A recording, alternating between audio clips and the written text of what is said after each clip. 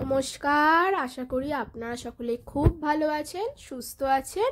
আমি ঈশানী চলে এসেছি নতুন আরও একটি ভিডিও নিয়ে। আজ একটা বিশেষ দিন, আজ সেই মানুষটার জন্মদিন যাকে ছাড়া হয়তো আমার নিঃশ্বাস নেওয়াটাও কঠিন। হ্যাঁ, আজ আমার মায়ের জন্মদিন, তাই মায়ের জন্য আজ বানাবো স্পেশাল চিকেন ইয়াকনি পোলাও। আমি এখানে প্রথমেই বাসমতি চালটাকে 1 ঘন্টার জন্য জলে ভিজতে দিয়ে রেখে দিলাম। এবার এদিকে আমি ইয়াকনির জন্য চিকেনটাকে প্রিপেয়ার করে নেব। আমি এর মধ্যে দিয়ে দেব 1 চামচের মতো নুন। একটু নুনটা বেশি দেবেন, কারণ এই জলেতে কিন্তু পোলাওটা হবে।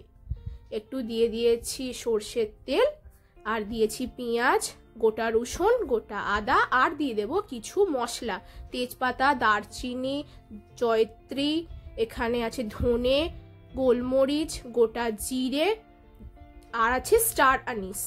ব্যাস এই কটা জিনিস দিয়ে জিনিসটাকে গ্যাসের মধ্যে ভালো করে ফুটতে দিন। বেশি নরম করবেন না মাংসটা, অল্প নরম হলেই নাবিয়ে নিন। আর আমি একটু ভিনিগার দিয়েছি, আপনারা চাইলে কিন্তু লেবুর রসও ব্যবহার করতে পারেন। এইভাবে মাংসগুলোকে ইয়াকনি থেকে ভালো করে বের করে নিন। ব্যাস আমি এবার এটাকে একটা ছাঁকনির মাধ্যমে ছেঁকে নেব, যাতে শুধুমাত্র জলটা আমরা ব্যবহার করতে পারি। আমি এখানে বেরেস্তার জন্য কড়াতে তেল দিয়ে দিয়েছি। পেঁয়াজগুলো এবার ভালো করে ভেজে নেব, একদম লাল লাল করে। আমি এখানে কোনো নুন দেব না, কারণ বেরেস্তায় কিন্তু নুন দিলে পেঁয়াজটা নরম হয়ে যেতে পারে। এবার তেলের মধ্যে অল্প জিরে, এবার পেঁয়াজ দিয়ে দিলাম। পেঁয়াজ আমি এখানে অল্পই ব্যবহার করছি, এই রান্নায় বেশি পেঁয়াজ খুব একটা লাগবে না। এবার এটাকে ভালো করে নেড়ে নেড়ে ভেজে নেব। ভাজা হয়ে গেলে এর মধ্যে দিয়ে দেব টমেটো।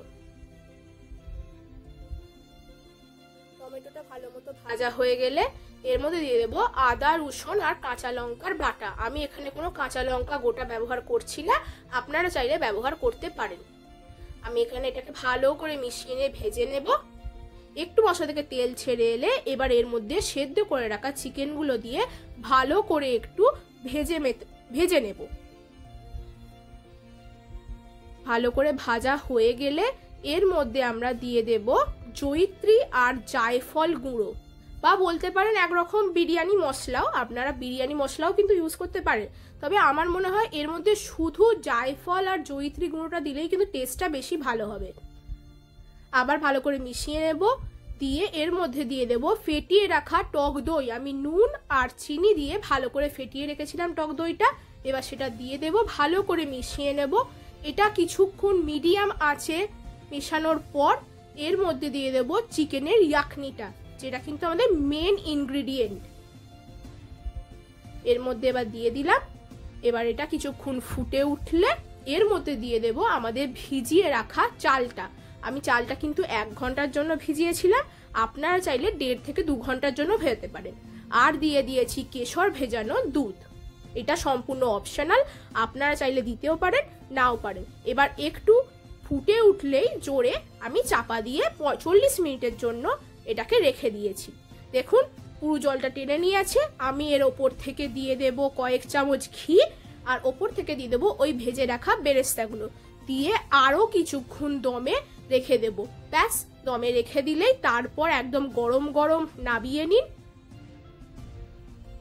দেখুন তো কত সুন্দর ঝুরঝুরে হয়েছে, আর খেতেও কিন্তু খুব ভালো হবে। যত দমে জিনিসটাকে রাখতে পারেন তত কিন্তু খেতে ভালো হবে। আজ মায়ের জন্য এটাই স্পেশাল বানিয়েছিলাম। আমি আর কি দিতে পারি বলুন মাকে, তবু একটু রান্না করে খাওয়ানোর চেষ্টা করলাম। আপনারা দেখে জানাবেন আপনাদের ভিডিওটা কেমন লাগলো। ভালো লাগলে একটা লাইক, কমেন্ট, শেয়ার, আর একটু বেশি ভালো লাগলে সাবস্ক্রাইব করবেন। সকলে সাবধানে থাকবেন, সুস্থ থাকবেন, আমার পাশে থাকবেন। টাটা।